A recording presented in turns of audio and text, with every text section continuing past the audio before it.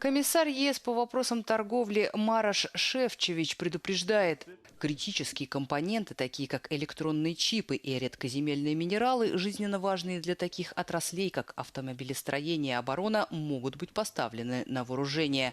На это указывает недавняя конфронтация между Нидерландами и Китаем. Голландское правительство поглотило китайского производителя полупроводников Nexperia, используя законодательство времен Холодной войны. В ответ Пекин прекратил поставки жизненно важных микросхем, что грозило обрушить мировой автопром. В эксклюзивном интервью Euronews Шефчович заявил, что этот прецедент указывает на необходимость срочной диверсификации.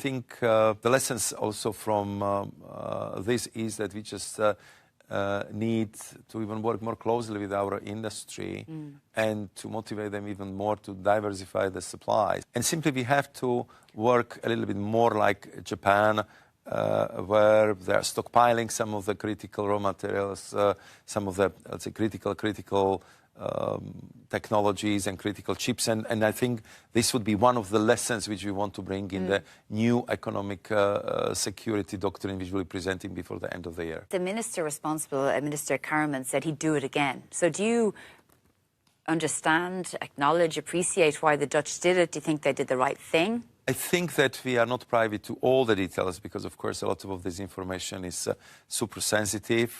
So I think if it comes to the details of the concrete steps which are linked, I understand with the leadership of the Nexperia and the CEO in that regard.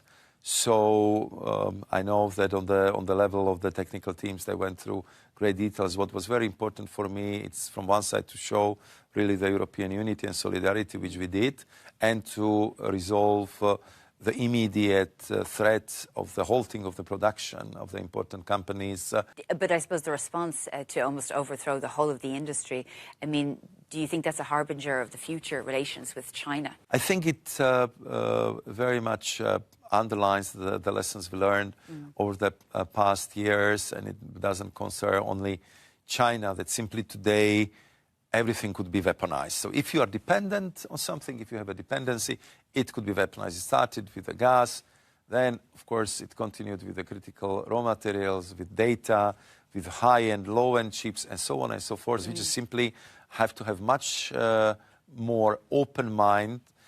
What are really the critical elements of European economy, which we need simply to monitor much more closely.